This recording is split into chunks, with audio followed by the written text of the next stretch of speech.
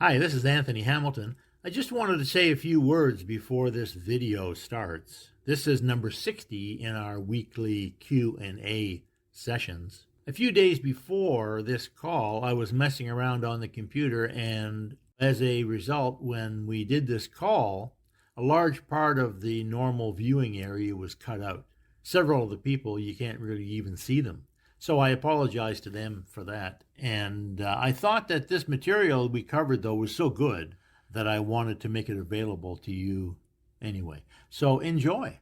Thanks. Tanya. Hi, Greg. Hi. You two know each other, right? Nice to see you. Kathy, Tanya. I saw Tanya at your Okay. event. Okay. The Women Who Inspire event. That's correct. Yeah. Nice to see you again, Kathy. Nice to see you. Thank you. Hi, Greg. Hi, Tanya. I was so glad to see you back. I was wondering about you. You had taught me so much last time you were here. Thank you. Really insightful things. Oh, thank you so much. It's a pleasure to be back. I've been so incredibly busy, but I was talking to Jess last night and she says, why don't you hop on the call? So such a pleasure to be here. I've missed you all. Also, Anthony, Naomi was just on and she won't be able to make the call. She's at an event for her sister, but she wanted to come on and just let you know, but you weren't here yet. So we're letting you know. What, her sister's more important than us? Apparently. Yes. Oh, my God. Yes, her sister. She's not afraid to say it. So. Well, that was nice. That was nice of her to do that. Yeah. She's supporting her sister, so. Absolutely, yeah. Yeah. We need to support the people that we love, you know. Yes. So I told her I would remind you to make sure that you record and set your microphone for her so she can catch the replay. Specifically for her. Yes. Yes. What a nightmare that was last week. Oh my God. Yeah. Well, I thought I had it beat, right? Yeah. I thought I had Kathy says you should just dub over it.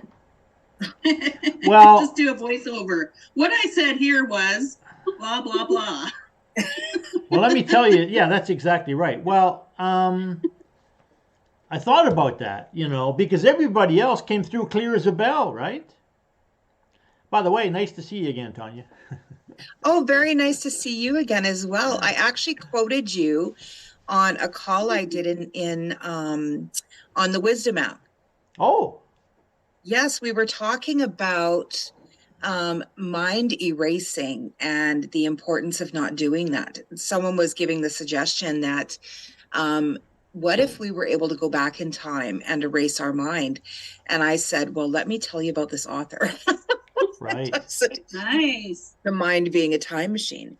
And so I said, Anthony Hamilton, and I quoted you from your book. And they were like, wow. I said, well, when we travel back in time, you know, through our mind. And I said, I was on this call with you and how important it is to, well, we're always doing that really. And I said, you know, those memories that we have shape who we are today and how important that is in really who we show up as today and going back and getting those nuggets from the time in which we experienced it. And so, you know, the mind is a time machine. And he goes, maybe we wouldn't want to erase any of those little nuggets that we experienced in shaping our current self. And I said, yeah, you should really read his book. And so it was a really great call from so I learned later from Jess, the developer of the Wisdom app.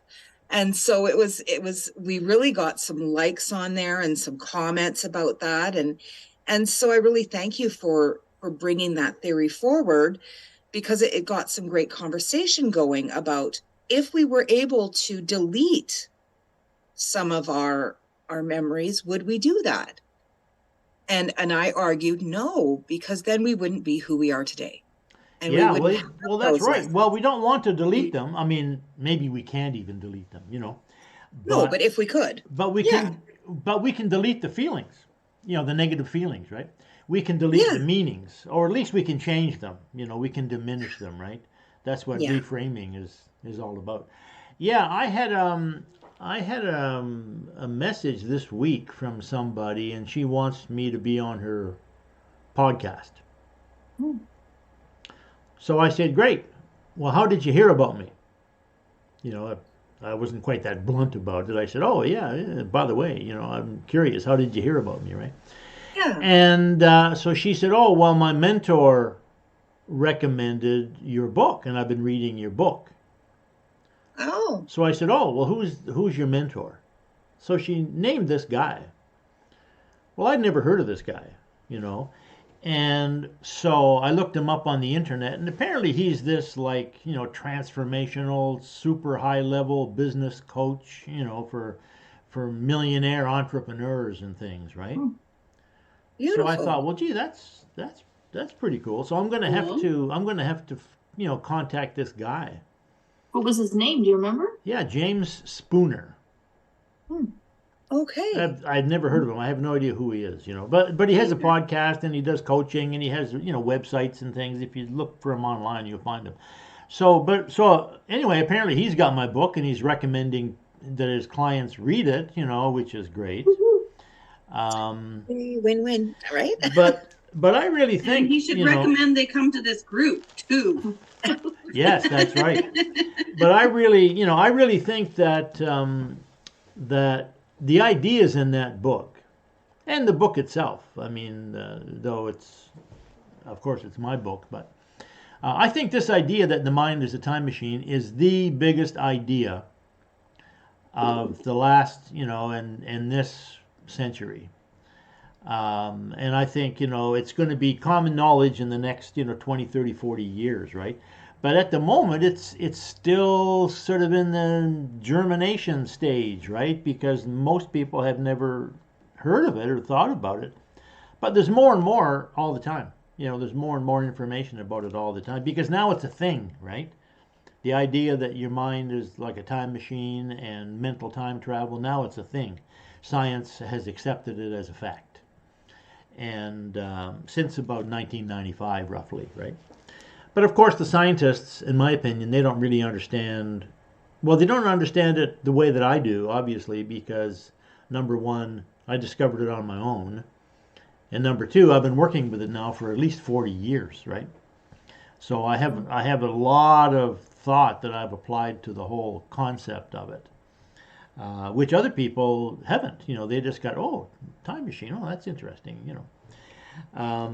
But I just had a call with this lady just before I came on here. I had a call with this lady who's organizing some talks for me in the UK, right? Yeah. So I'm going to the Very UK. nice. I'm going to the UK in a little over a month.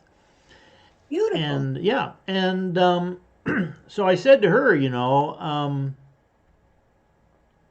that this idea that your thoughts are creative and you can create your dreams, you know, and turn your thoughts into physical reality, and making dream boards and using affirmations and all that stuff that we, you know, it's been around for 100 years, 150 years or more, right?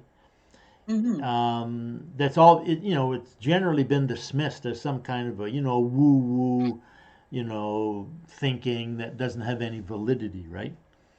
Now it's becoming the psychological paradigm, right?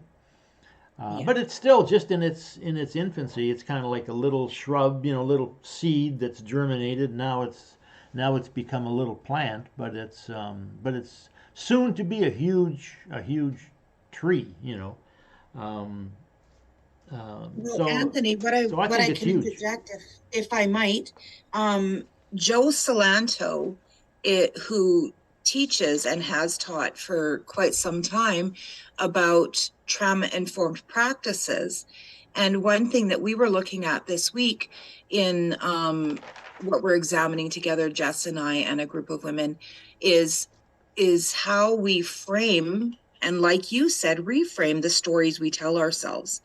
And the way that we approach things when trauma occurs is how it's encoded in our memories. And like you said about reframing stories that we tell ourselves, and I deal specifically with crisis intervention, but trauma and how we encode it is how that we experience it in our lives. And we were talking about surviving, thriving, things like that in our day-to-day lives. And we don't just want to survive things. We want to thrive through them. And that's how we overcome them.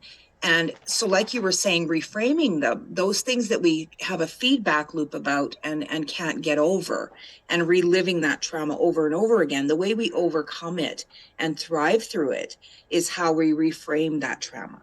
Yeah, that's Like you right. That's what the it's all time about, you know. machine. I mean, that's a big part of it, right? That's a big part of it. Exactly.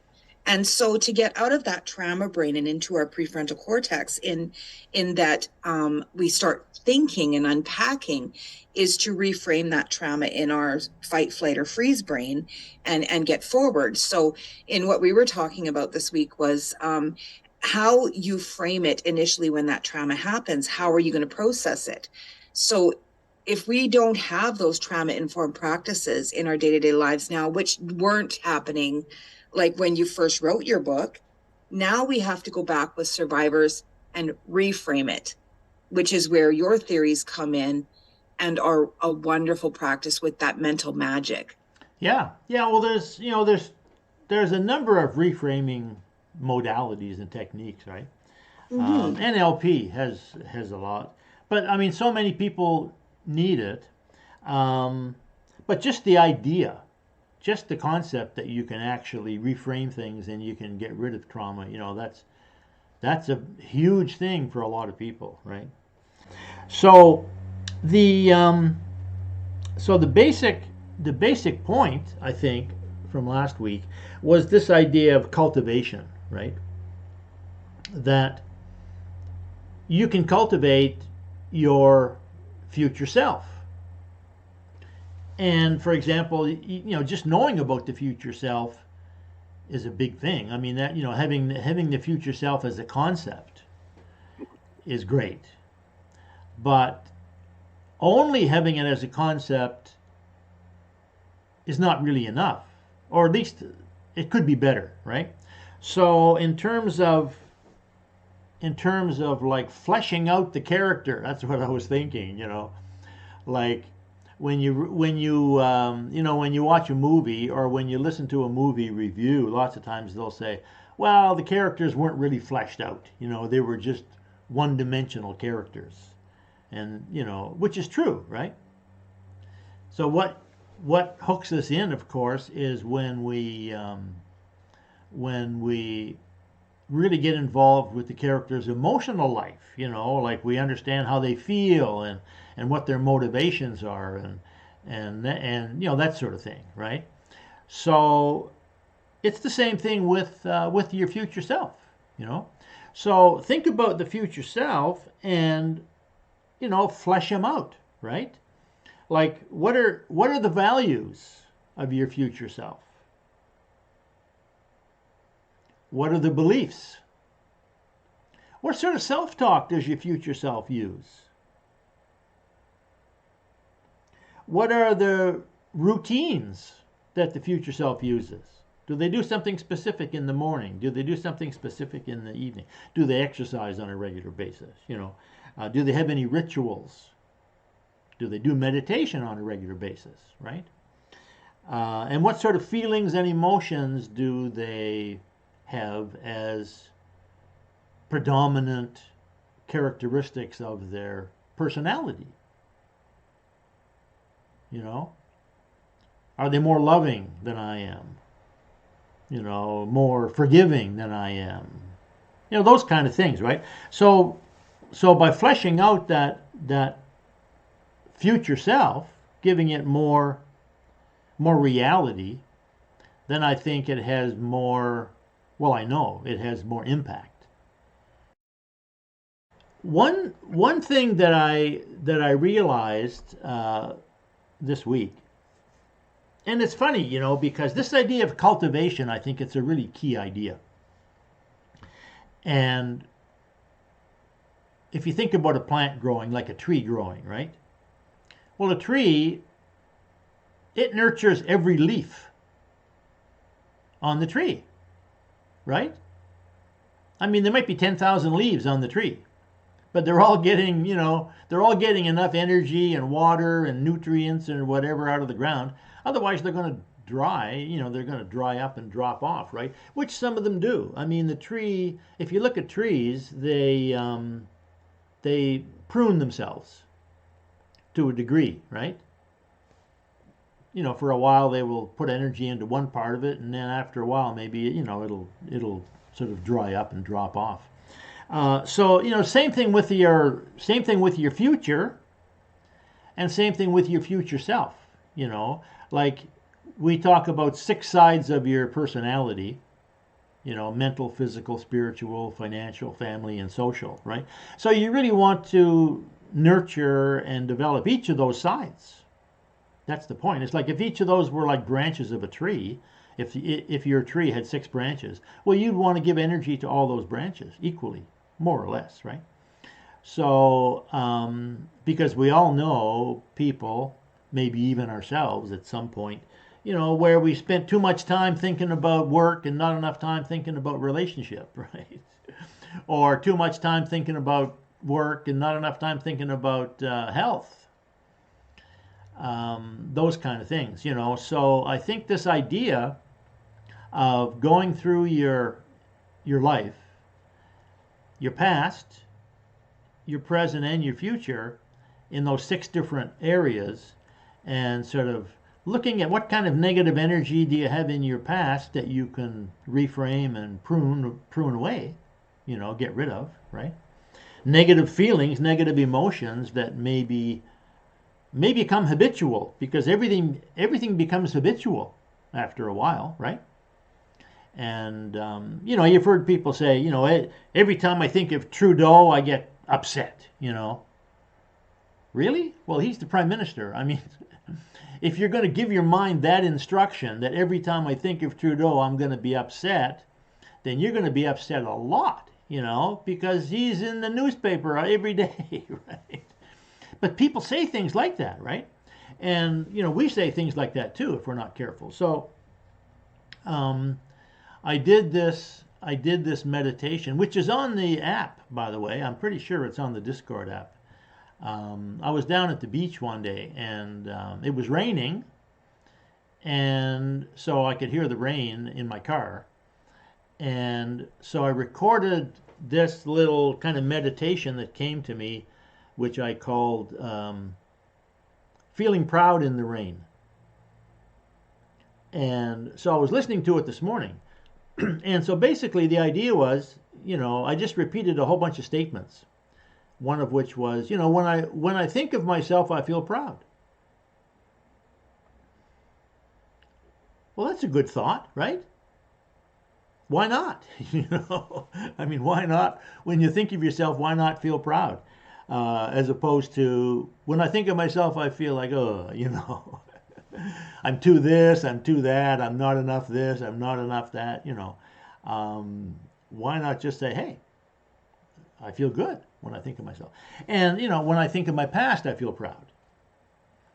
When I think of my successes, I feel proud. When I think of my failures, I feel proud. What? Failures? Feel proud? Well, why not? It just takes a little bit of mental tweaking, right? And you'll find a reason to feel proud of everything in your past and everything in your present and everything in your future. So that's a great little meditation that I suggest you listen to again if you haven't listened to it recently. It's kind of the same idea, right? And so what I referred to last week, one of the things I mentioned, I was talking to Phil, this idea of painting the chair red. So that's my metaphor, because red is a metaphor for feeling proud, right? It's like red, of course, is a color. Proud is a feeling, But why not paint everything with that proud feeling? When I think of my kids, I feel proud. When I think of my job, I feel proud. When I think of my body, I feel proud, right? Doesn't mean you can't change it or you can't work with it still, but why not have a good feeling about it when you think about it?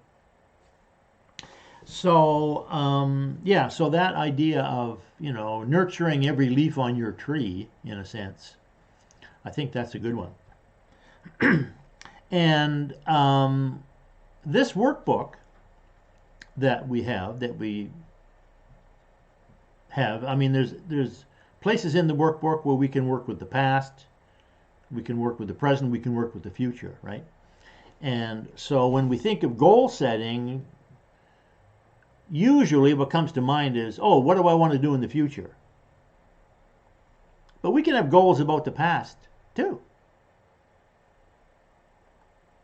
When you notice yourself having a negative feeling about something in the past, just make a note of it, and when you have 15, 20 minutes, to spare, say, okay, today I'm going to work on reframing this one.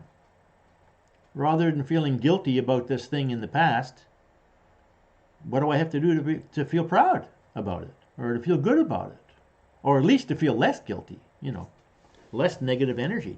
And so I think using that analogy again of, like a garden, right? Every time you pull a weed out, it makes the garden better. Every time you plant a new flower in there, the flower blooms, it makes the garden better, right? So when you reframe those past negatives, it improves your whole life. It improves your past, it improves your present, it improves your future. And of course, dealing with trauma, like Tanya does and was talking about, I mean, that's a big issue for a lot of people. I mean, for all of us, really, because all of us have traumas of some kind or another. When you work on them and you can heal them, even a little bit, it just improves everything. It improves everything in your life, And so this idea that we've all heard from Nietzsche, what doesn't kill me makes me stronger. I think what he's talking about there is trauma. It's like the things that make us feel bad. I mean, they can kill us, and trauma does sometimes, right? But if we can work with it and deal with it somehow, then we learn from it. It makes us a better person. It makes us a stronger person. So I think that's true. If we can work with it. So any comments there? Yes. Yeah, I would add to that, because that's what we do on the crisis line, is when someone calls in with suicidal ideation, and we measure those levels of, low, medium, and high, we're really unpacking like a suitcase of what it is that's causing the suicidal ideation. And usually it's dealing with what is the immediacy, what is causing the trauma or the event that's making the suicidal ideation. Typically, it's not pharmaceuticals or mental illness. It's unresolved trauma. Right. So what has been, like you said, reframing that, what has caused this event, or the guilt that you haven't resolved, or the event in your life that you haven't been able to resolve. Oftentimes it's, the suicidal ideation happens in our society. A lot of people don't talk about it, but 1 in 3 adults has suicidal ideation throughout their lifetime and at any given time. And so the safe talk is, you're not going to cause it by asking the question, but what we need to do is unpack it and reframe it. Yeah, that's exactly right.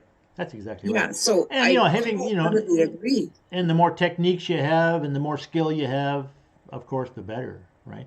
But I think, I think that what it comes down to, this is going to sound so simple, and I don't mean to belittle it, but I think the major problem that we have in our society and also personally is we don't know how to feel good.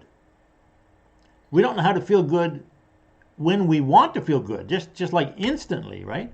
And that's the value of having things like the past success list, where you just think about, I felt so great when I got that degree, when I won that contest, or when that person told me that I looked fantastic, having lost a few pounds. Okay, think about that again, and you'll feel good again, right? Mind is a time machine. Jess would have. So the energy comes through from the past, right? Jess and I have had conversations about this time and again about, if you're in pain or if any kind of pain, mental or physical. But Jess, I'm going to ask you to chime in on this, because I think we don't give ourselves permission to feel good as adults, to have joy in our lives as adults. So Jess, if you could speak on that, I would really think that that's your area. Bring the joy, girl. Yeah, and I mean, I agree with everything that Anthony is saying, is that if we're speaking specifically about things that have already happened, then going back and thinking about all of the good things and pulling that energy, I think can allow you to deal with some of the stuff that isn't so great, right? Mm-hmm. It's using that power and bringing it into your now. And I also like what Anthony said about how a lot of us don't know how to feel good, is because we're so used to being stuck, feeling bad, and it serves a purpose. Like you and I were talking about secondary gain yesterday, right? A lot of times there's actually a bit of a benefit to sort of staying stuck in a negative emotion, and so we continue to repeat it and we don't know how to get out of it. So I love that, Anthony provides all of these tools for people to be able to find ways to get out of it.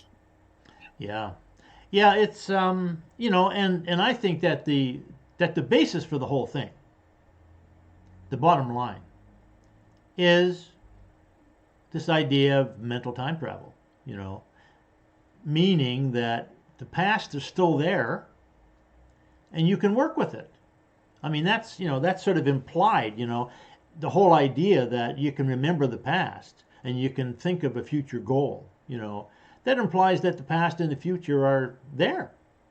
They're not physical, but they're virtual, and they have an effect, right? Obviously they have an effect, because thinking of a past, bad event is going to make you feel bad. So it's not physical anymore. The past is not physical, but the energy comes through and we feel it physically, right? So it affects the physical world. Yes, you were going to say something? One of the things we talked about a little bit, I think, last week, and I think that relates to this, is the effect of the inner mind and the outer mind.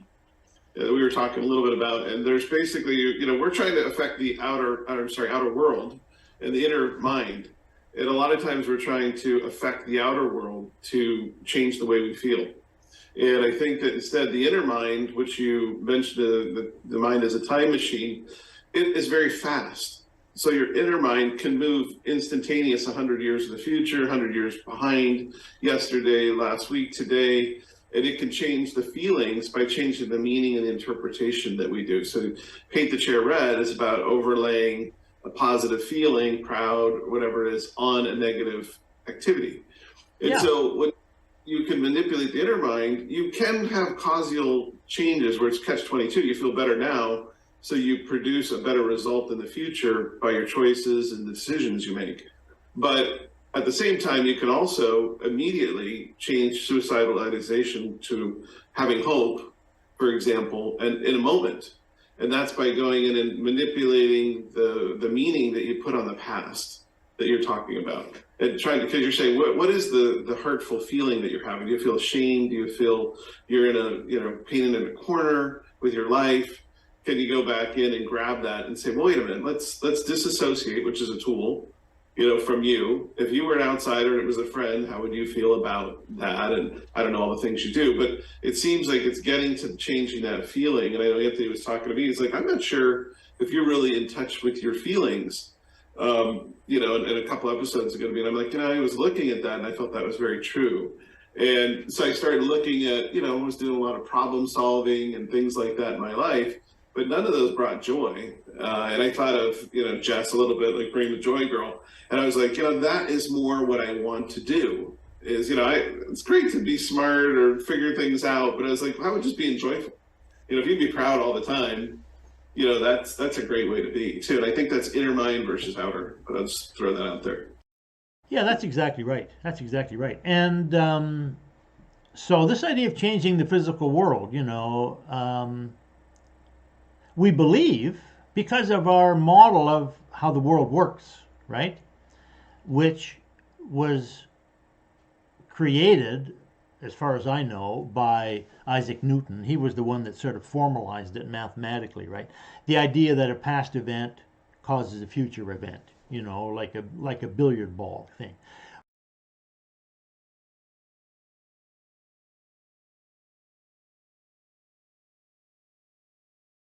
Well, that became the model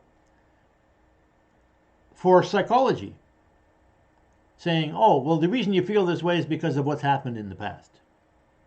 Well, in actual fact, that's not true. It's not that you feel this way because of what's happened in the past. It's you feel this way because of how you think about what's happened in the past. So there's your thoughts in there, you know. There's like, oh, there's that little thing in the middle called interpretation. The meaning that you put on it. That's the thing. That's what's making you feel bad. But, you know, so this is where the mind comes in. Because the problem with the Newtonian concept is there's no place for the mind in there. So it's true, you hit a billiard ball with another billiard ball, it's going to go off at a 45-degree angle or something. That's true, because we're just talking about billiard balls. But we're not billiard balls, we're people. You know, we have this mind that can influence the effect, right? So I asked Greg last week, we were talking a little bit about improving your life using that wheel, you know, the 6 different areas of your life, and that at some point you decided that, hey, I'd like to improve my family relationships a little bit. And so you decided to go to Florida and spend some time with your family. And so, and then last week you mentioned again that you decided to take a trip to Las Vegas. Brought the family to Las Vegas, right? So there's 2 examples of things that you did, decisions that you made, which, if I understood you correctly, were a direct result of you thinking about this area of my life, i.e. family, you know, and how could I improve it? And so you took some actions. And so my question is, has it improved? Has have your feelings about your family and your relationships and things, have they shifted? Well, yeah, I mean, I think they have. You know, I've taken little steps to create little goals that relate to this program. And as I've done that, it started to give me more enthusiasm and courage, I guess, around that. One of the things that I did was, I mean, I've got my notebook back here. I think I showed it to you last time, but I was going to move it this time so it's visible because I didn't want to be kind of brown nosing it here. But I was like, you know, there's the notebook that I use with all my different sections. And when I started to do it versus understand it, it was very different. Because I understood it last year, but this year I started doing it. And when I started to do it, I started to have a very different effect. But one of the things around planning and travel is I went and picked up I have a 2-month planner that I use that controls thoughts and kind of your direction, like a cubby planner almost. But this one is a yearly one. So I went through and bought one that covers like 3 years, month by month. And I started looking at family get-together. So I said, okay, my brother, you don't see him as often as I'd like. How often? He's actually here today visiting. And some of that, as he's passing through to see his daughter on the way to college, but he popped by to see me. But, you know, these kind of meetings, because as you get older and you've got more combinations of family and extended family, it's harder to do. But I said, I've got to plan this out because I want certain things to happen. But that was one area. There's friends, there's my immediate family, my family, then my extended family. It's like, this was when I was going to get a hold of some of the extended family and friends and, you know, plan quarterly trips and things like that would be transformational in those relationships and meaningful, because it's easy for me just to have a weekend go by where you're kind of putzing around the house and not doing much, you defer to Netflix or something like that. And I thought, this would be much more meaningful to me. So I'm sitting back using my imagination, painting that future me. What do I want to be? Do I want to be a guy watching Netflix for the next 3 years? Or do I want to be taking quarterly trips with extended family or with my wife or kids? I started a date night with my daughter that I hadn't been doing. We're going to do a date night with my son where we go do something specifically and have time together. So, I mean, these are the things that are, it's kind of the catch-22. But as you do it, it starts, I was saying, it's like a rope. And that this is family, and this is getting in shape. And the other thing is you start building, you were saying they're complementary. As I start doing it in each of the areas, it starts to become stronger with my life, where I could see myself being a different person 3 years from now. than I am now, more impactful for friends or family and giving to others. But it's exciting. I mean, it's really exciting when you get, because there's a book, I think I mentioned before, Martin Seligman had a book called Learn Helplessness, that through the difficulties of life, we become dependent on others to fix our problems. And we're waiting for somebody to come to, make money for me. It's like, that's not the way it happens. You make it happen. You make it happen by going to Europe and having a speaking engagement, or it's volition, maybe you manifest it, but it's, so that's a long answer, but yeah, it's working. Yeah, exactly. So my question to you, kind of as a follow-up, is, do you agree, or do you believe that you can improve your life with your thinking, changing your thinking? Oh, definitely. I mean, one of the big areas we explored a little bit too was getting rid of negatives. It was like, where am I going to get the time to do this? Right. Well, you get the time to do it by time management and also removing some of the negative feelings that are limiting you. And so some of the things you're doing that are wasteful in the process towards your goal. Your goal is the focus, and it's like a laser, like a magnifying glass. When you put all your energy in the magnifying glass, it gets hot. So you can take the areas that you want to make progress in, like these 6 areas and goals, and your attitude and your motivation and things like that, and you start to your magic principle, MAGIC, was one of the other things in your book, which was goals is one of them, but the other was motivation, attitude, imagination, and consciousness. And you start using those tools and start focusing them with energy at there, but you've got to come up with the time. So you have to drop the stuff that's bullshit. Mind my French. But you've got to stop the stuff that's not making you progress, because you can't be good at everything. If you're going to go you're going to be a great golfer and fisher, and your neighbor friends and all the neighbors, and you're going to be a spiritualist, you're going to go, I mean, you're not going to move. You're just going to be stuck in the mud.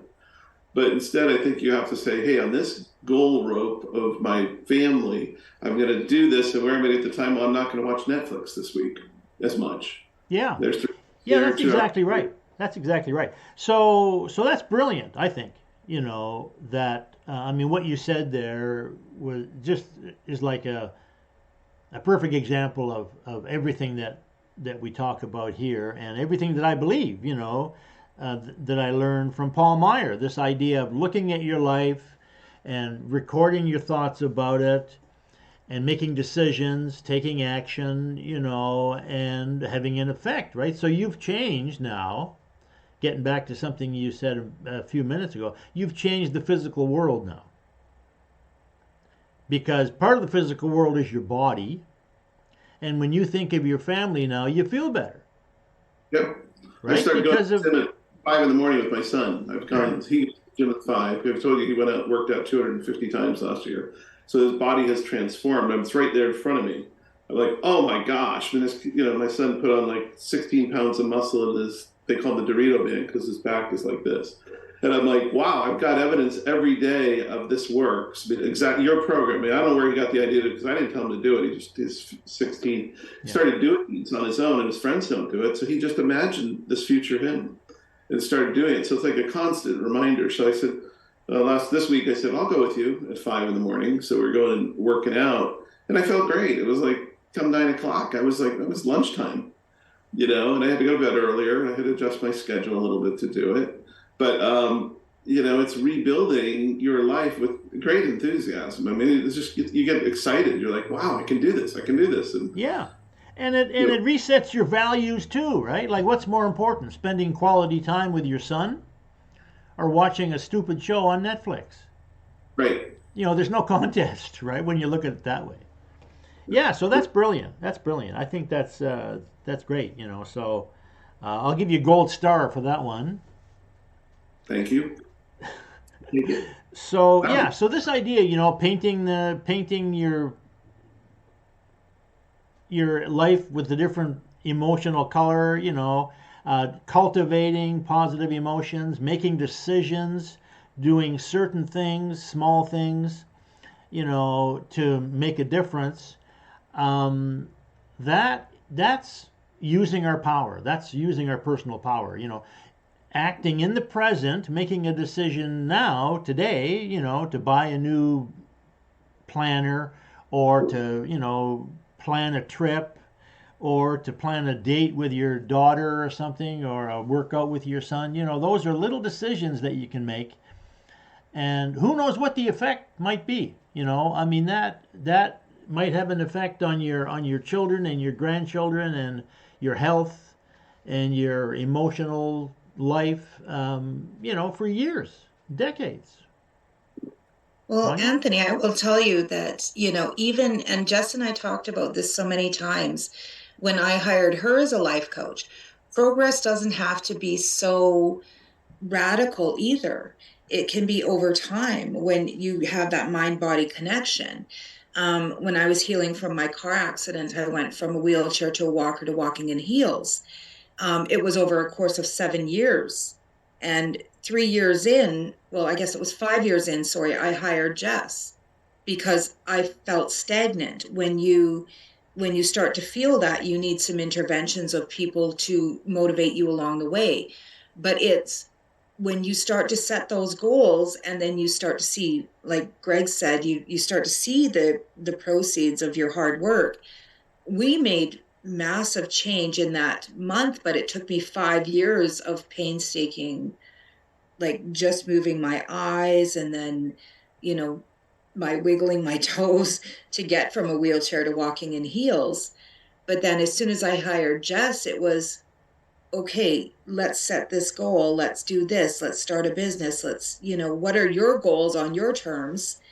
But once you do that, really narrowing in on what it is that you want, and like Greg said, making time for it, what emotions are behind it, what thoughts are behind it, what is your identity, what is all of these things that matter to you on your terms, then you can start to put it into action and really get to the heart of your why.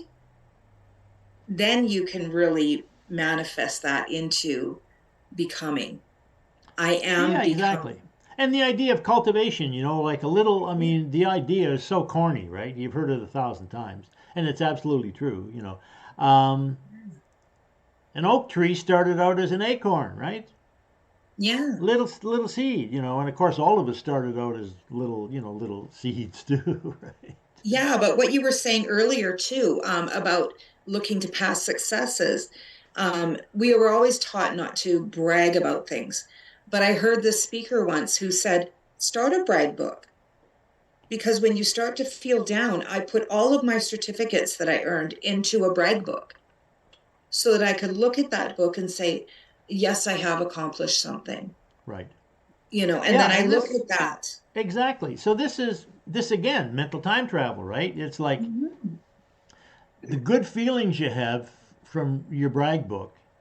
Yeah. That's a past successes list. It's the same thing, right? Yes. It's like that information, or that positive vibe that you get from that. That's right now. And yet the certificate you earned might have been 10 or 15 or 20 years ago, right? So again, getting back to this Newtonian concept again, things don't have to happen now to make us feel good now. Yeah. We have to think something now to feel good now, but we have to know But what I to even think put- about, yeah. right? Yeah, I even exactly. put my divorce certificate in there. Exactly. I didn't see that as a failure. To me, that was a success because I got 2 beautiful daughters out of it. I Absolutely. reframed it, Absolutely. right? So Yeah. it wasn't a failure. It was a success, Right. but it's how you frame it. Absolutely. Yeah. And now I'm remarried. So it's like, okay, it opened the door to new possibility. Yeah. So Yeah, that's good. So Jessica, you had a comment? Yeah, I just wanted to say, like, I like, what Greg was talking about. It's like the acknowledging list is also really good because sometimes the effects of what we're doing takes a little while to show up, right? Like, yeah, you bought the day timer, and yeah, you've started to put some time aside, and yeah, maybe you're going to the gym with your son at 5, but it might take a little while to actually see any physical results from that. Like, so for myself, with this new job that I have, every day at 10 a.m. and 2 p.m., a whole group of us go to the back of the room and we do planks and wall squats, right? And I don't want to do them ever. I don't. But this week with the snow, I was working from home and we have a little chat. And I was the one who was actually instigating the chat, going, hey guys, it's 10 o'clock, let's get on the floor. And I was like really proud of myself. Now, I'm not feeling any difference physically from doing any of this, but my win and what's going on in my past success is that I'm doing these things even though nobody's looking, nobody's keeping me accountable.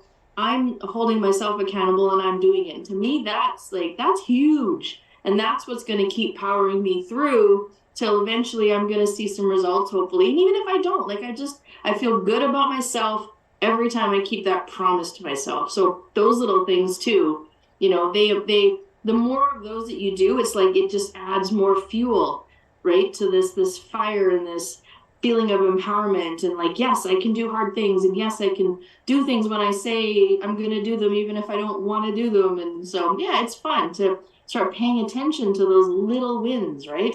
Yeah, I mean, it's not only fun; it's intelligent, and it's mature, right? It's maturity. Greg?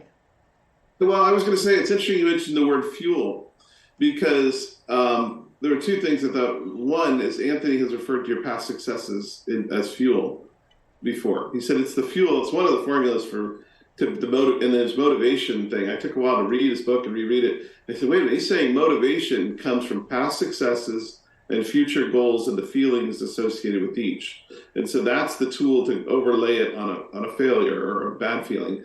But I was like, how do I get motivated? I mean, there's times when I just don't feel motivated. And I guess it goes along with attitude too, but motivation, attitude kind of come from these pages in the workbook. And I thought Naomi brilliantly said the other week, she said that today's goal is tomorrow's past success. And so when you're doing the wall squats or the little activity, that becomes the fuel for tomorrow to be able to pick a bigger goal. Like maybe I'm going to do a half-hour workout, and so you start building this momentum.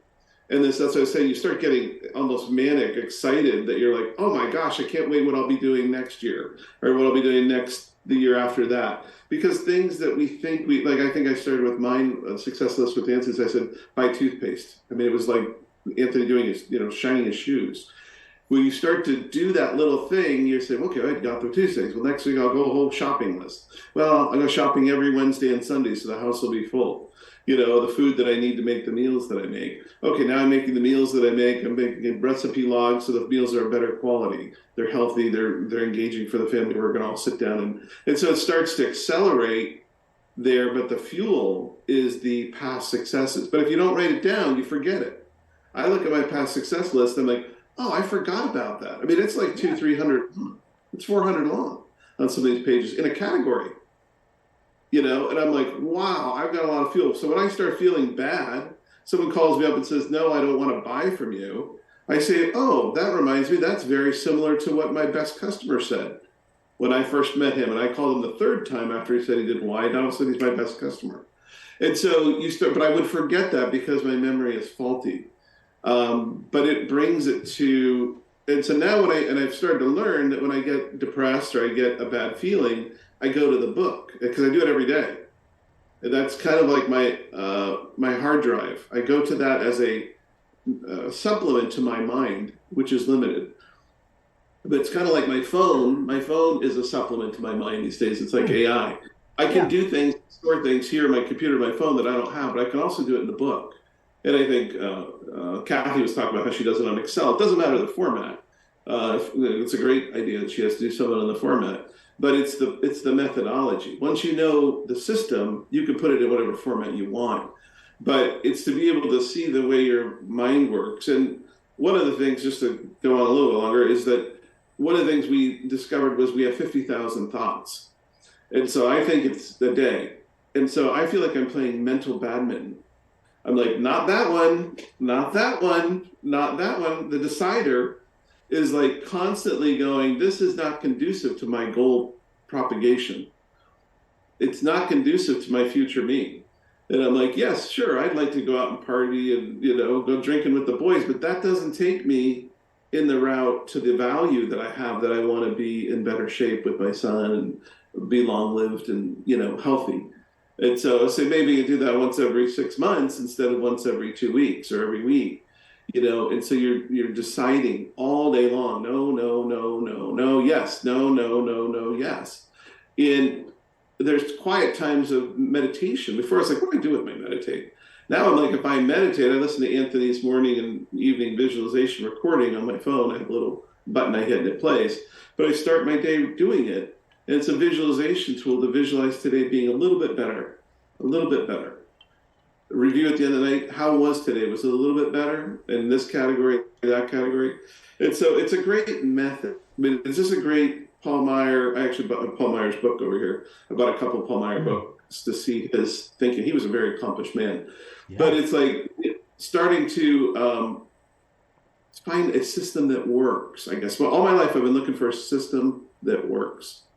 And that's why I'm so excited that Anthony's doing it. I'm so glad that I joined in and that it's getting some steam. And we're seeing 8 of us. I mean, I could see having 40. I could see having groups of subgroups of 50 or 100. And I'm a little manic about that. But I really think that we're getting proficiency in understanding the technique as we're talking. And I feel very capable of starting to lead discussions like this. Like, and you're showing leadership, Jess, when you're having that group. It's not long before people start to say, hey, I enjoyed the 15-minute, floor squats or whatever, activity, but can I also ask you to be a coach? Can I ask you to be a mentor? Can I ask you to be a leader? I think that's right around the corner in terms of Anthony saying in the future, this will be a way of thinking. And it may be through us becoming coaches or sub-coaches or something like that. But, I don't know all the methods that's going to happen, but I can see that happening because I think it works. I mean, the main thing is it's not about us, it works. I think so many people are the system that works. And it's a simple system. I mean, what's more simple than taking a sheet of paper and writing down a couple of things that make you feel good about your past? Oh, I got this diploma, right? I got my driving license. I finished high school. I mean, it's simple, and yet it's so profound because the idea behind it is choosing what you think. Like that was a brilliant little visual there about badminton. Is like, oh, I don't want that one, bonk, knock it away, right? So I'm not sure if you noticed Kathy's message, but she said her camera gave out. She's still around, but we can't see her. Yeah, I'm here, but my computer's not recognizing my camera for some reason. Yeah, Greg, Yeah. I'm listening. With your work, do you have a team? Like, do you have... I do. I don't supervise them directly, but I have many people that service me. And so one of the things that I've done recently is I've started to help them with different projects, and they've come back and all offered to help me. And so I have like 15 departments. I started to realize that I'm a leader in each of those departments as like an adjunct helper, like a beta guy. And so when I call them, they all start working for me, and some have responsibilities and duties to do. But I've noticed that my influence on them is just like leverage, which is another factor here, aside from getting time, but getting leverage, either financial leverage or help from other helpers, is another way to leverage us towards our goal. But I noticed that by being helpful to them in a true spirit of giving, that they actually reciprocate. And I'm very powerful in terms of my ability to get things done. So I start saying like, boom, boom, boom, boom, boom. Now I have given some time, but I always get back in triple fold what I give. And not strategically, but I've noticed it. It seems like people are very kind. Most people are good. Most people's intentions and ability is 95%, 97% really mean the best as they approach every day. They don't know how to do it sometimes. And so therefore we see pain and suffering when people hurt us. But most people are good people. And I think that's a belief system that is worth believing. Mm-hmm. Yeah, absolutely. I've just seen like a lot of change in you, especially this year, even alone. Like you say, as you've started to put these into practice rather than just taking in the knowledge. And I'm just curious, like you say, you've started to get some influence, and you were talking about becoming like a sub coach or whatever. You are influencing those people and sharing your ideas. And I think that what you're learning could potentially be, downloaded to those people as well. And just starting to take some of these principles and share them with those people, like Anthony's been saying all along, right? Is like create a book club, create some type of a program where you can share what's going on. And I think the stuff that you've been able to overcome and just the change of the way that you're starting to see things, you're going to be an amazing mentor for anybody that's on your team because you've gone through it yourself, like the actual same things that the people on your team are going through. And I've seen massive change in you just this year. So I feel like the other part of it is that everything's got its place. And one of the things about Anthony, it just took a while to figure it out because I think he's put out 90% of it, but some of it is having these other little things click, like how do I get motivated? I was like, okay, now it's a formula. This equals those two sheets. Think of those two sheets that, if you had a regret list, it's like my success list and my goal list and how I feel overcomes that list, right? I don't keep a failure list, but if you had it, that's the way you would beat it, right? You think like, I think a negative thought, but I feel like it's like a toolkit where I've got those big red tool things. There's a drawer for everything now. And so I start seeing the connections, like go from this drawer. If you want to solve drawer 3, go to drawer 7 and 9. Like I find compartmentalize. That's what I'm saying. The system works if you actually do it. And it seems really remedial or stupid in some ways. You're like, oh, I'm opening this book. It's like, I feel like it's my captain's log. I feel like a fisherman captain, if that makes sense. I actually just woke up. One of the things I did this morning is I listened to an Audible. I actually have a book summary thing, Blinkist, that I use.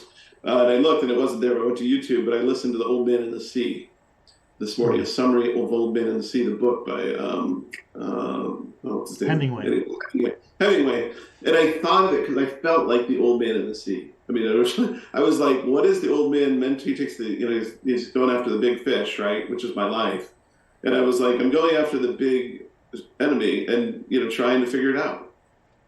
Oh, she said no. I feel like that's the life battle, is the old man and the sea. All of us are struggling against this heroic battle to try to figure it all out. And I was like, this reminds me of Old Man and the Sea from being a kid. I remember reading it. And so I went and grabbed it and I listened to it as a summary. But I mean, each of us is doing this kind of battle. We're our own kind of hero. Yeah, exactly. Well, this, when I first saw this program of Paul J. Myers, right? I can remember the presentation that the person made to me that made me go, yes, this is what I want, right? And so they were, first of all, the program, I'm not sure it's still available. It might be. I couldn't find it. I was looking. There's some. I actually looked at it online, and there's some things in like Malaysia, and I mean some of his programs. Success Unlimited is hard to find. Oh yeah. Well, I mean his company was one of the largest in the world, or maybe the largest in the world of its kind for a while, But anyway, the program was called The Dynamics of Personal Leadership, which I think is a perfect title, right? Because it's the dynamics, which means move. You have to do something. Some movement is taking place, right? And personal leadership, that was the thing. Because we need to lead ourselves, right? We need to motivate ourselves. We need to make our own decisions. So this idea of personal leadership, I think, is really key. And so one of the things that he talked about, or at least that the salesman talked about, and of course I'm sure that Paul Meyer wrote the presentation that this guy used, because he had a little book, and he flipped. I mean, they didn't have PowerPoint back then. So they had a little binder with pictures in it, right? And so one of the pictures, well, there's two pictures. One of them was the idea of like an apple tree, right? And they said, the person said, okay, now an apple tree cannot produce pears. It's an apple tree, right? You can get a pear tree, very similar, they have pears. An apple tree can't become a pear tree. But you can become anything you want. And another example that he gave was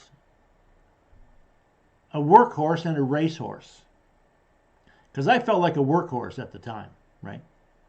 And he said, a workhorse can't become a racehorse. They're different. Sure. But again, you can become anything that you want, right? And so the other picture that really affected me, and I can still remember it to this day, and I've used it. I think I've used it on these calls, but I'm not exactly sure if I have or not. And that was that if you go to the racetrack, and I think we've all been to the racetrack at least once, and we've certainly seen races. You have a photo finish, right?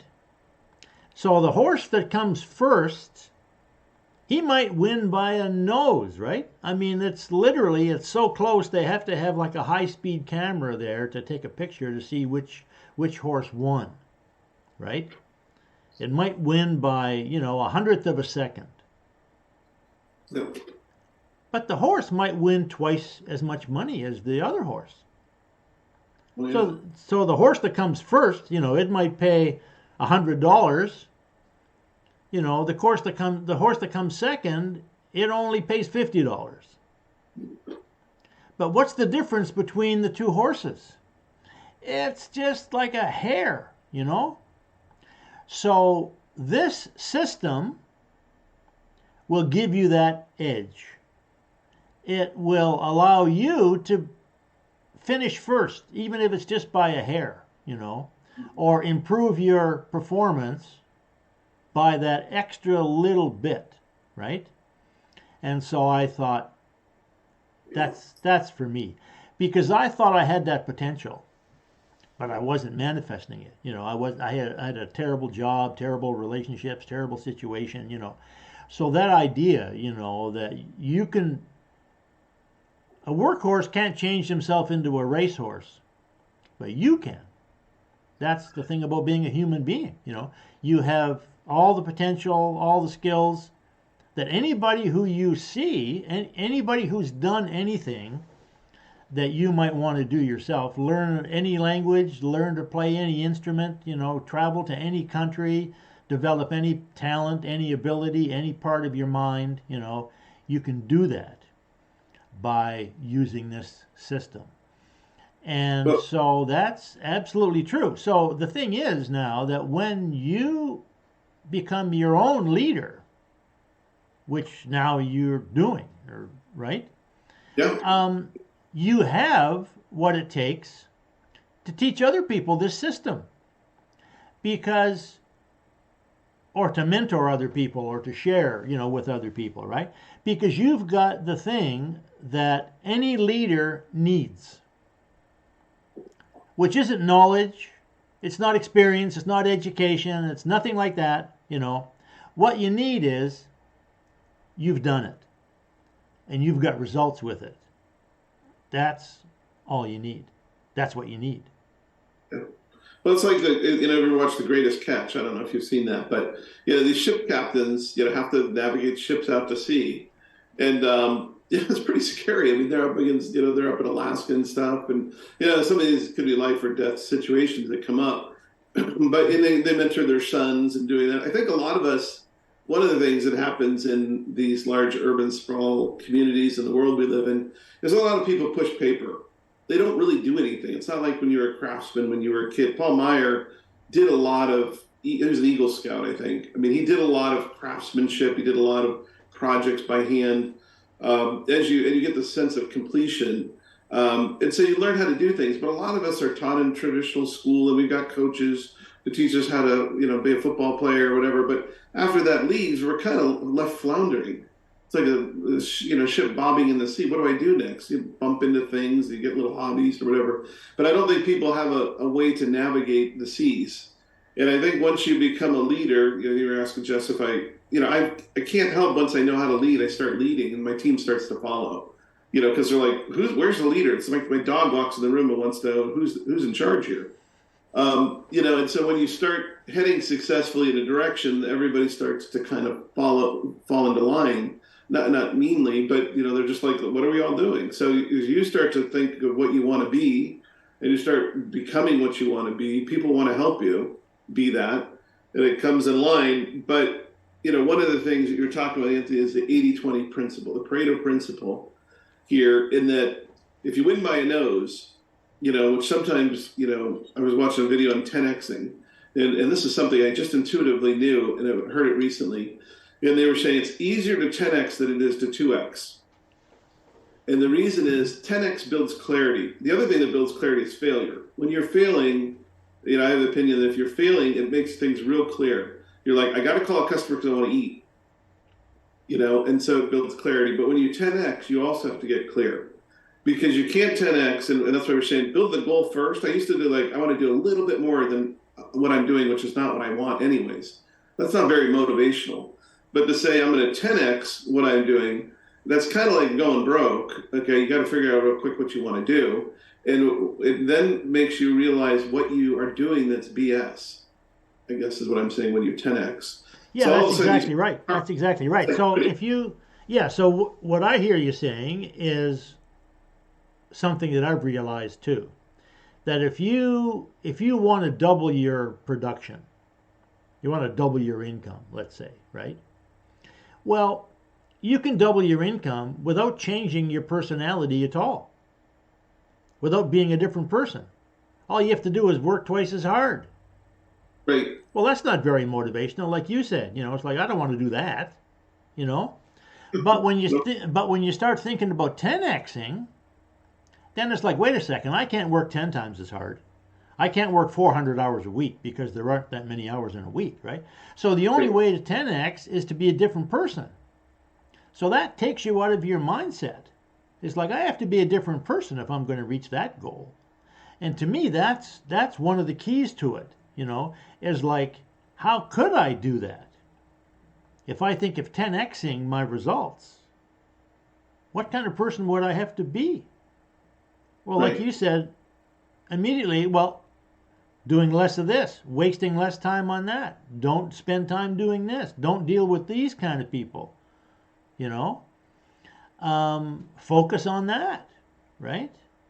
Yep. Which is customers this week. I asked the question. I was thinking about questions. I said it's the questions that we ask. One of the things was like, what questions can I ask? I asked one of my customers because I sell business to business, and they've got other things. They said, "Do you have a top producer list?" They're like, "There's got to be a president's club." And they're like, "Yeah." I said, "Well, can you send me a list of the president's club?"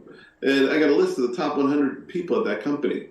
I was like, well, geez, that's a lot easier than calling number 97 and 96 and 95 and trying to build a relationship.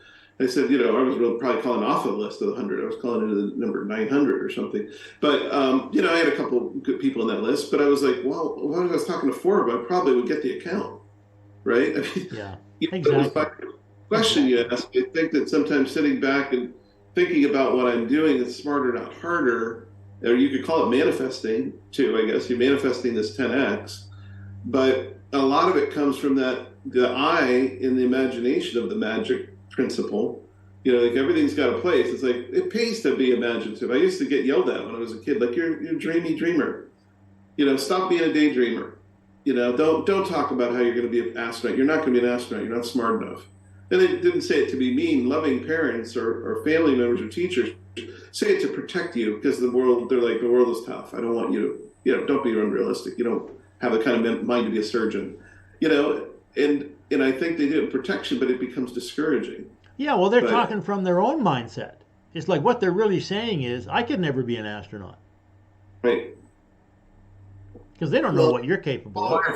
He was an airplane pilot. He was a multi-millionaire insurance salesman. He went and started a training system, because once he realized this system that worked, that he either bungled into. I think his dad was very hardworking Protestant German kind of guy. I think maybe Catholics, but the point is, he was a hardworking guy that was kind of a man, a Renaissance man. It sounds like, may not in all areas, but certainly knew how to be successful and taught his son.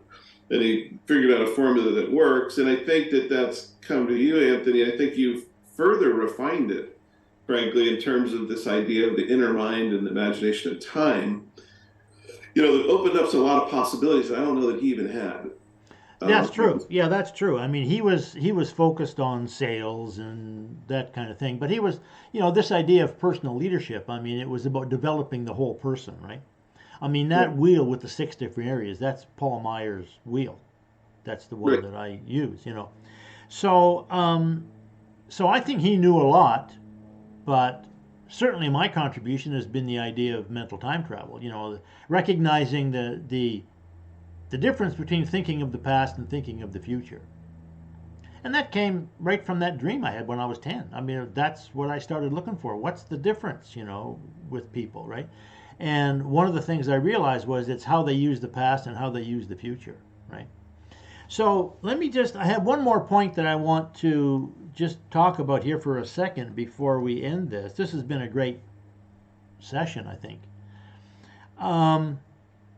That is that when you start working with your future, i.e., setting goals, which is the Paul Meyer thing, he was all about goals, right? And so when you set goals for next year, the year after, 5 years from now, 10 years from now, what kind of person am I going to be 10 years from now? When you start thinking that way, you become more familiar with your future, or at least the possible futures that are available to you, right? So that activates your future self. Your future self is going to communicate with you more. Now, how does he communicate? Or how does she communicate? Well, they use the inner senses. Dreams. You notice you start getting dreams. Intuitions, hunches, feelings, right? Same thing's true for your past. You work with your past. Your past is, you can only access your past in one way. Using your inner senses. You can't see it, it's gone. It's not physical anymore, right? So what this process does, and I think this fits right in with a lot of Paul Meyer's thinking too, though I don't know specifically. I do know that he was a very devout Christian. He was a very religious person. He gave a lot of money to the church, and he was, he really felt like he was doing God's work, And I think so that's where it came from, is this idea that, the only way you can connect with your future is with your inner senses. So what happens automatically by doing this work, with the workbook and that sort of thing, is it makes you more intuitive. It makes you more aware of your thinking, those little ideas that you have that are sort of floating around the back of your mind, that if you're focused too much on the physical world, you don't notice them. Because you can't. When you're driving your car, you got to focus on the road, right? You can't be looking around, looking out the windows, So this idea of, exercising your inner senses and developing your inner senses, I think that's kind of a byproduct of this work that we're doing with the binder. And so the Paul Meyer system, as far as I see it in a nutshell, is number one, using the workbook to pay attention to your thoughts and record your thoughts of all different kinds. And number two, feed your mind every day by listening to positive recordings. Because he was the publisher of all those recordings that we all love. Zig Ziglar, How I Raised Myself from Failure to Success by Frank Bettger, and all of those things now that we're all familiar with. It was Paul Meyer that was the publisher of those books and those lectures and things. And that's what, when I was working with this company, that's what I was selling, was those recordings. So that, simple system, right? Work in the binder every day for a minute or two. Feed yourself positive ideas by listening to positive recordings and making some decisions, taking small steps, and expanding your vision of yourself. Interesting. Hi, I'm still here. All Can right. I just share a small victory? Yes. I'm coming along. My birthday was 3 weeks ago and I turned 59. So I'm like, oh my gosh, I'm gonna be 60. And there's no way I want to be at the same place a year from now. When I turn 60, my life needs to be different. So for the past 3 weeks, I've been doing gratitude every day. I've been working in my binder, which is Excel. I've been listening to these old recordings, listening to your book. And so just, I'm coming from a really dark place. Try not to get emotional, but like October, November, December were extremely difficult for me. So, sorry. So this morning when I woke up, my first thought was, oh God, another weekend alone. Blah, blah, blah. Like that was my first thought when I woke up. Another weekend of nothing to look forward to, blah, blah, blah. And then I said, no. And actually, this is out loud now. I said, no, Kathy, you have the power to change your mindset, and you have the power to make this a good day. You can have a productive day. You can work on your studies. You can go grocery shopping, whatever. You can just make it a productive day. You have the power to do that. And that just changed my mindset just completely around. And I drove to Oliver and went grocery shopping. I attended this meeting. I've done some studying already. I've done my gratitude, and it just completely changed the way I approached the day. So I just wanted to share that because I thought that was really big for me coming Hallelujah.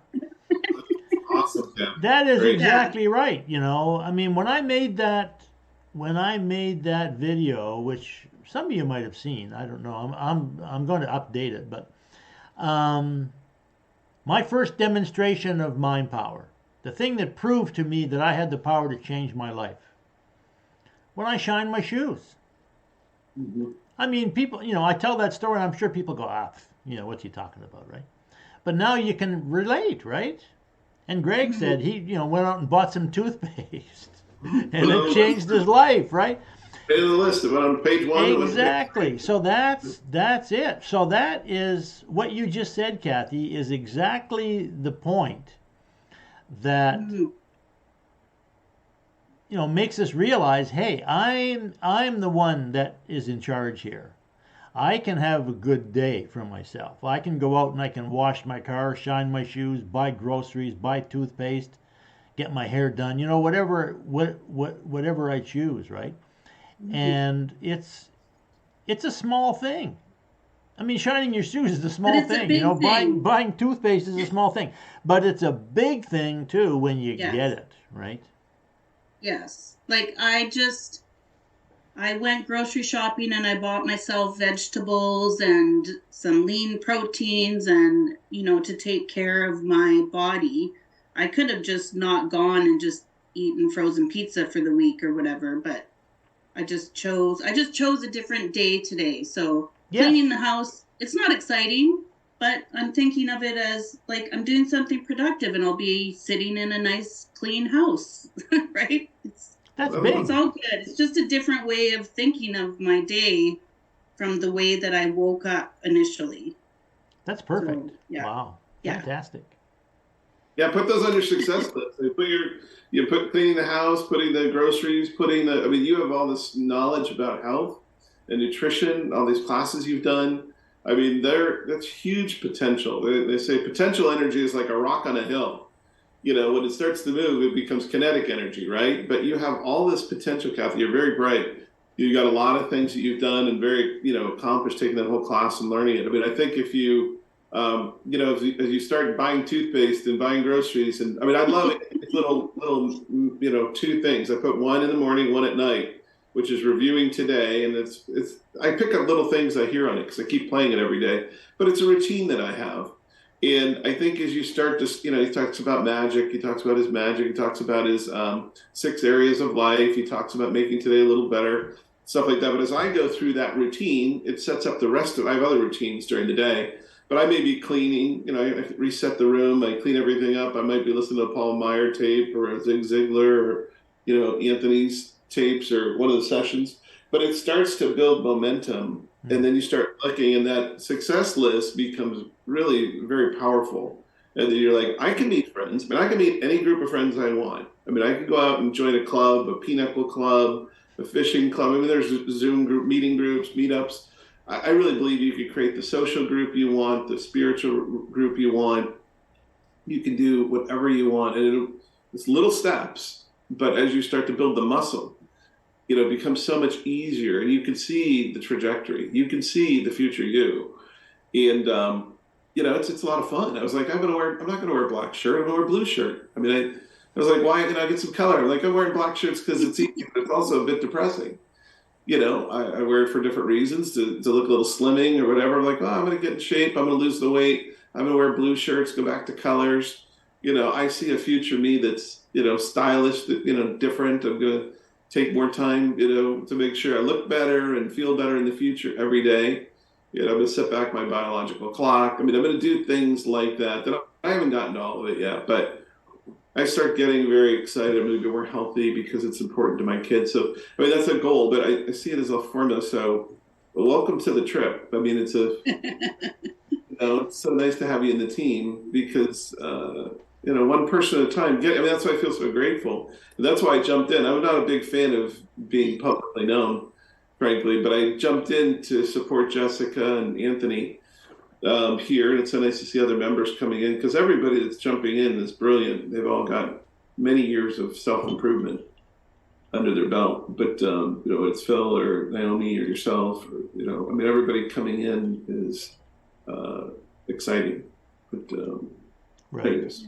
Yeah, that's fantastic. Well, I feel like I'm in a group of fellow teachers now. You're all feeding me great ideas, which is fantastic. So thanks. Can you mention one other thing? I won't bring up a lot, but can you talk about deciding, the word decision with cutting? Yeah, well, decision, it comes from a Latin word, right? Actually, two Latin words. The first one is de, which means from. And the second one is side, side, the Latin word, which I think it means to cut. So, like, it's the same word as suicide or homicide, right? Because homicide means literally to cut a man, right? To cut a person, right? Suicide, sui, means self. So suicide means cut myself. Well, if you think about it, these are Latin words, so they're 2,000 years old. Well, they didn't have guns back then. So if you were to kill somebody, you had to cut them, right? So the idea of decide means to cut from. So to me, it means to prune, right? Like if I'm pruning a tree, I'm deciding, okay, I don't want that branch anymore. Or I want this other branch to grow, so I'm going to cut this one, right? Because when you prune a tree, you got two different little twigs coming out of either side, right? One's here kind of thing. Well, if you cut the left one off, then the right one's going to grow. So the tree is going to grow to the right. But if you cut maybe 2 inches higher, then the branch is going to grow to the left. So you can shape the tree by pruning. So that's what decide means. It means to cut away from. So the reason I asked is that's what Kathy did, right? She pruned her. Yeah, that's right. It's like you with the badminton, This thought came over the net and she said, no, bang, I'm going to swat that one away and let this one come over, So yeah, and that's what it comes down to, right? It's like I use that analogy all the time of the dog, Think of a dog with big snarly teeth and you feel afraid. Think of a little puppy, you feel great, It's the same dog. You're just thinking of it at different times. So that's what it comes down to, is like these 50,000 thoughts a day. So, oh, here's one. Okay, I don't want this one. I want that one. That's mind power. That's the power of decision. That's exercising our power in the present. Exactly. But we have to be careful of the decisions we make. Well, that's the thing, you see, like most of the decisions that we make, or at least many of the decisions that we make, probably most, are unconscious, right? Like all of these decisions that we have made in the past that are now unconscious are at the root of all the problems that we have. Whether it has to do with relationships or weight or income or whatever else, If we trace it back far enough, we're going to find that we made a decision at some point that steered us in this direction, So thinking about Naomi here, I think her statement that she made a couple of weeks ago about she just got the idea, you know, she got it, right? That a goal is a future past success. It's like, yes, that's brilliant, right? Like this trip I'm taking to England. As a matter of fact, I had a Zoom call just before this one with the lady who is organizing these talks I'm giving in England, and we both said, you know, it's becoming real now, right? Before it was just a thought, you know, hey, let's try this, let's do this, you know. So that's positive decision, conscious decision. But lots of times we make an unconscious decision, you know, and that's life. You know, that's the thing we're trying to figure out, right? That's why we're, you know, listening to these recordings and doing the meditation and the evening and the morning, you know, meditation. It's great. So thanks very much for this, you guys. I think this has been a great day. Thank you, everybody. And I've recorded it, so I Yay. will have the replay up Awesome. before too long. Have a good day, everybody. Okay, thanks, Kathy. Bye. Thank Birthday, you. Kathy, Thanks. by the way. Happy birthday too. Yes, Bye. that's right. Thanks. Thanks, Greg. Thank you. All right, bye-bye. For more information about this online community, to get your own copy of the book upon which this entire training series is based, either the ebook, the paperback, or the audiobook, go to mindtimeandpower.com, where you can also get a free copy of this Design Your Life workbook.